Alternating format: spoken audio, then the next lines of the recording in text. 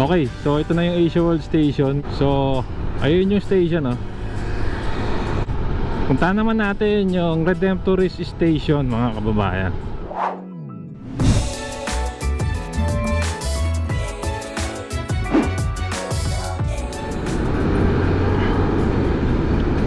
Okay, magandang araw mga kababayan, no? Nandito tayo ngayon sa intersection ng Ross Boulevard, no? Papuntang Cavite sa kaliwa, Jocno Boulevard sa diretso. Pinanggalingan ko po is A. Santos Avenue going airport. At kanan po natin Ross Boulevard. So update natin itong mga estasyon ng MRT7.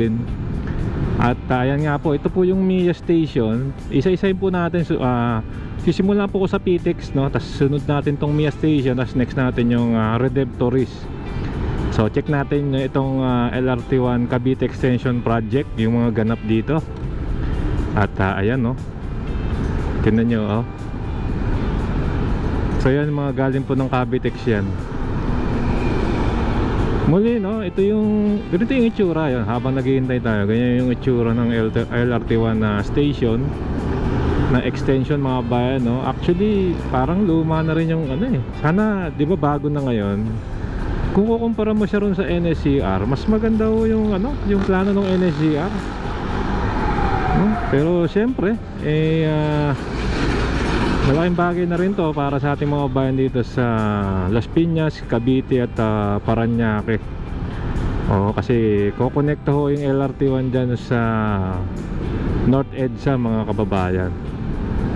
Ayan, siyempre kung bago pa lang po kayo sa ating channel, ay inanyahan ko po kayo mag-like, mag-comment at subscribe, hit yung notification bell para updated kayo pag may bago tayong video. At ang ganda ng kulay ng kotse, oh.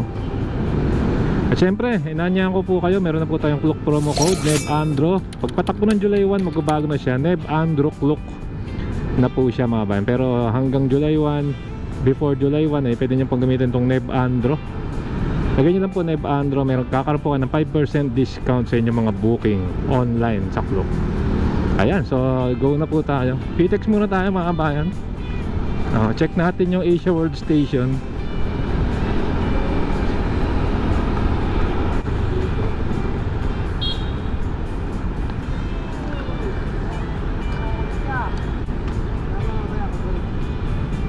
Ay, mga bata, oh.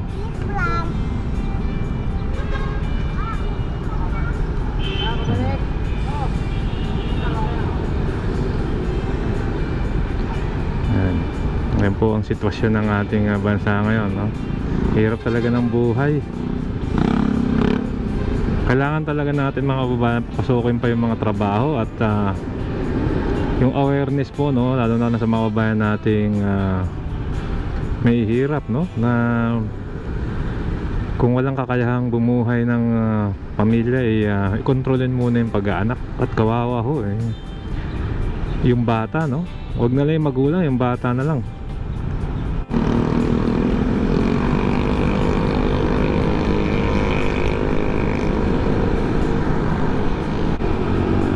Ayan, so going PTEX tayo, makikita nyo yung mga development dyan sa PTEX, ha?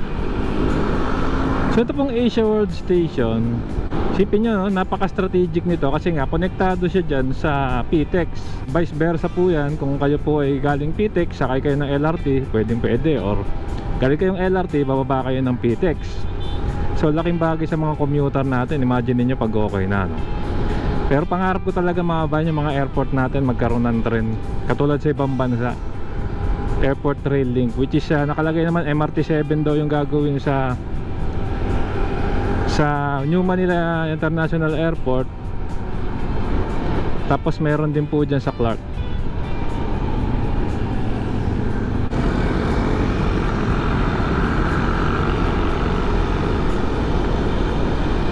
Okay, so dito na tayo sa PTEX. Sa likod po niyan yung Asia World Station.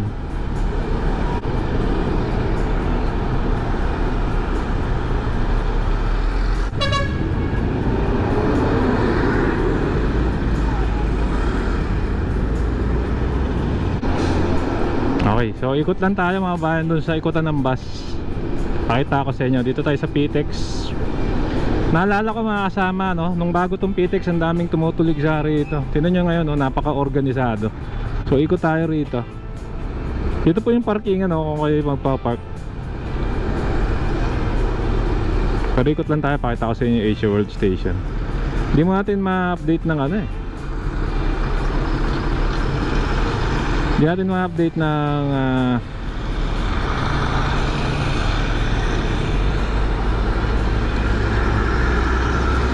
ayun, yun na. Okay, so ito na yung Asia World Station. Medyo marami pang gagawin dito. Yung Mia Station mukhang okay na, pero ang pinakamalapit na rin matapos yung Dr. A. Santos Avenue Station.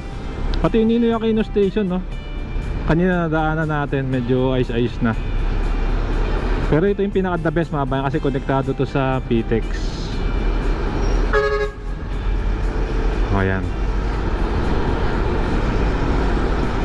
Yan, no? So ito po yung Asia World Station. Ay, marami pang gagawin. Actually, yan, no? May mga gumagawa. Ayun, yung bubong di pa rin maayos. Pero mas maganda to kung makakadaan tayo. Cavitex kasi dyan mga bayan, hindi tayo makakaano. Pero yun, nasa ilalim tayo ng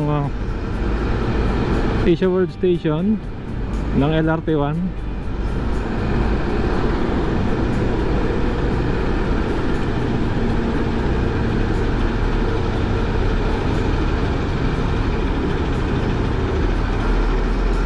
Yan.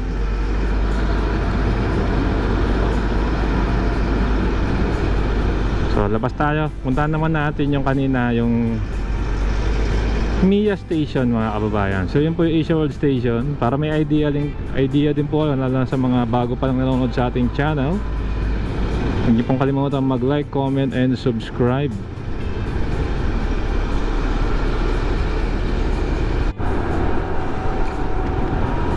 Okay, puntahan naman natin yung Mia Station. Ayun, naabutan naman tayo ng stoplight. So tawid lang tayo dito sa Macapagal Boulevard.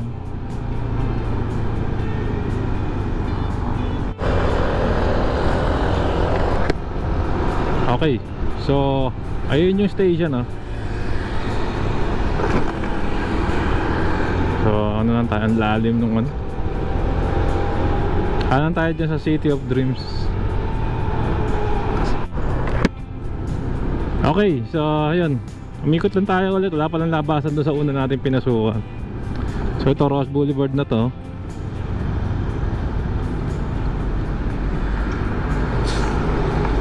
Ayan, so dito lang tayo sa motorcycle lane. So gilid ng City of Dreams. Gawa na tong condo na to, ha. Okay, so dito matututukan natin tong station.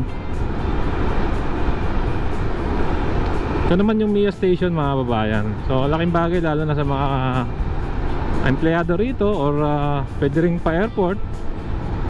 Ito na kayo magabang ng taxi.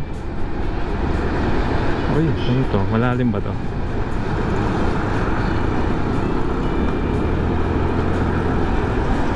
Alright, so ayan. Time check po, 2:30. So umikot lang tayo. So ito na muli yung intersection. So ito na yung mismong station mga kasama. Hinto tayo saglit dito. Ayan. Ayan, no. So ganyan na siya. Hindi tayo makapag-drone. Bawal po mag-drone dito at malapit na sa airport. So yun na po yung station, no. Kaya mga bayan, ano masasabi nyo sa itsura, no? Ako nag-expect po, high expectation. Pero yun na, nandyan na yan. Ano pong masasabi nyo? Pero yun nga, kudos po rito sa LRT1 Extension Project. Isa po sa mga pinakamabilis gawin to kukumpara dyan sa MRT7. Bilis ko ginawa nito. Within this year po, baka pwede na itong mabuksan. So ito siya, yan. Naku, natatakpan ng puno. Ayan siya, oh.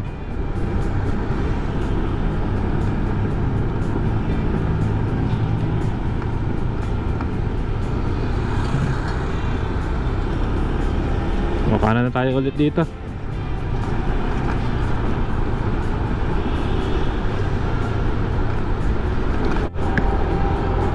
Okay, so nasa Macapagal Boulevard tayo. Punta naman natin yung Redemptorist Station, mga kababayan. Okay, so ito, malapit na tayo sa EDSA.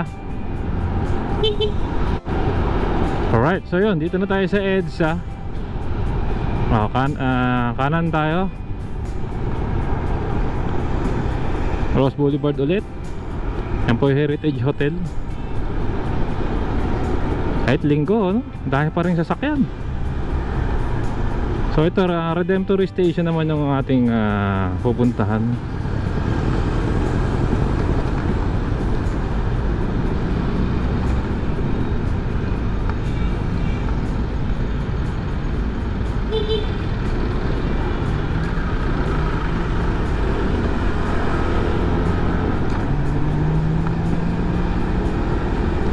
Okay, so ito, malapit na tayo. Baclaran to, mga kabayan. Sa mga hindi nakakaalam ng Baclaran,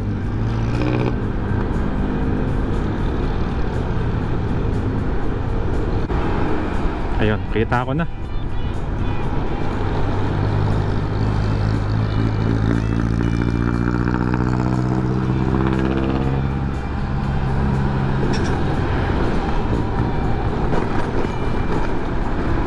Ayan, so medyo malubak ito na po yung Redemptorist Station. Na mapapansin nyo, ito po yung Baclaran. Kaya nga Redemptorist. Redemptorist po yan, yung street na yan. So, ayan. Ayan. Kung maliwa siya dyan, so ito na po yung mismong Redemptorist Station. Ito tayo sa gilid. Ayan, yan na po yung Redemptorist Station. Mukhang okay na tong Redemptorist Ayan, no.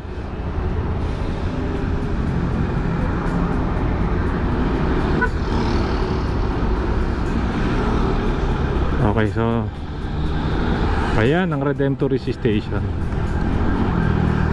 Mukhang malapit-lapit na matapos to. Ayan, yung gitna hindi pa naayos. Ayan. So muli hindi tayo makapag-drone kasi ito restricted area na po ito. Bawal na po magpalipad. So tayo ay sumunod sa batas, mga kababayan. Ayan, so Redemptorist, may kanan nga tayo rito. So dito pala mas malapit siya.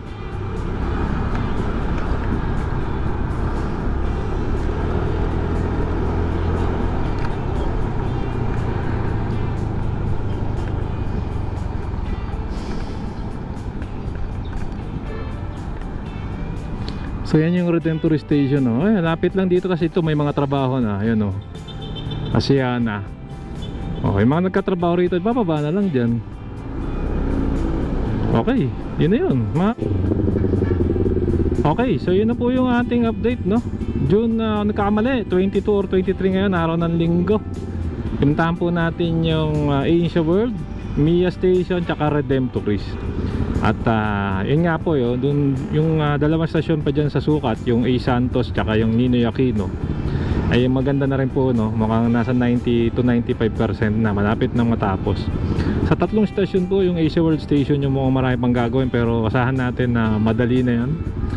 At ang ganda ng daming proyekto rito. Sana madumami pa ang mga trabaho, magdagsa ng trabaho dito sa ating bansa, para maibsan na ang kahirapan, tanggalin na ang restriksyon sa mga kumpanya, para sila yung maakit dito mag-invest. Anyway, mga kasama, hanggang dito na siya. At kung nagustuhan nyo itong video, inanyahan ko po kayo mag-like, mag-comment, and subscribe, hit yung notification bell para updated kayo pag may bago tayong video. So maraming po salamat. Keep safe at masakit, sarap maglakbay. See you po sa next vlog update, mga kasama.